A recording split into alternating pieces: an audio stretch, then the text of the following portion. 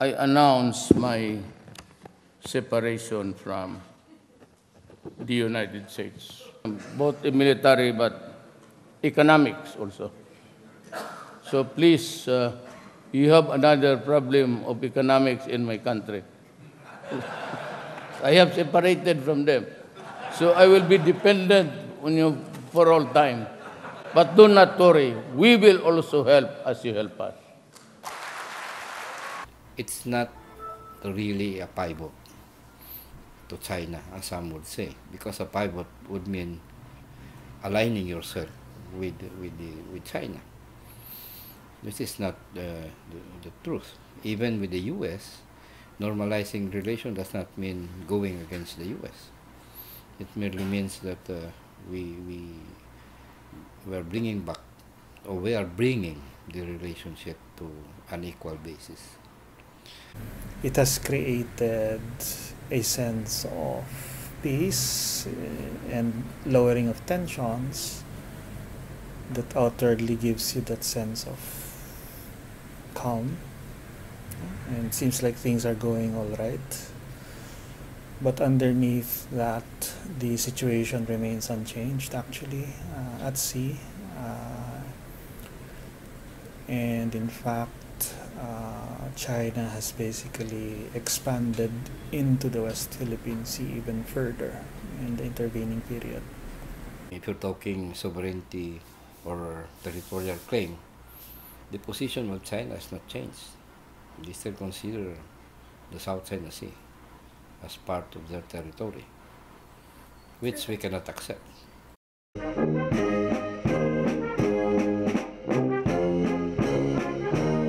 If you're talking arbitral ruling, it's not true that the Duterte government has already set it aside. The agreement, in fact, during the presidential visit with the Chinese leadership is that we will negotiate both sides on the basis of the UN Convention on the Law of the Sea. And if China accepts that, the arbitral ruling will definitely be part of the negotiation. It cannot be set aside. They say that they're not giving up the claim, and I don't think any government can be expected to even admit that. I said, Mr. Xi Jinping, I would insist that that is ours, and I will drill oil there. Harap-harapan talaga. In terms of the actions taken, however, to actually assert the claim or to maintain the strength of our positions, it is clear that the government has conceded a lot to China. And in a way, our position there is now even more precarious than before. They want the tensions at sea to be removed. So there's that vague sense of what needs to be achieved. But I don't think there's a clear, deliberate, and parang well-honed strategy for achieving those objectives. All these economic aid assistance packages that China has promised are still basically just promises. We haven't seen a single cent of that, and yet we've already given China so much in terms of what it needed out of the situation, which was that we would stay quiet, that the tensions would go down. Pinag-awayan natin, akin to. Sabi mo, iyo yan. Eh, sabi ko, atin to, I will drill the oil. So, please do not do that, because that is ours. Well, I mean, well, if you force the issue, we'll be forced to tell you the truth. What is the truth? We will go to war. We will fight you. Meaning, we can bring it up, just do not mention it. Yeah.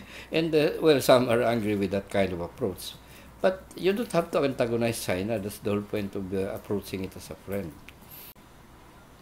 Take the chance to negotiate and achieve much of the tribunal decision, rather insist on the one thing that China will say no. What is that? This is the sovereignty question, the claim. I don't think that will be decided in our generation.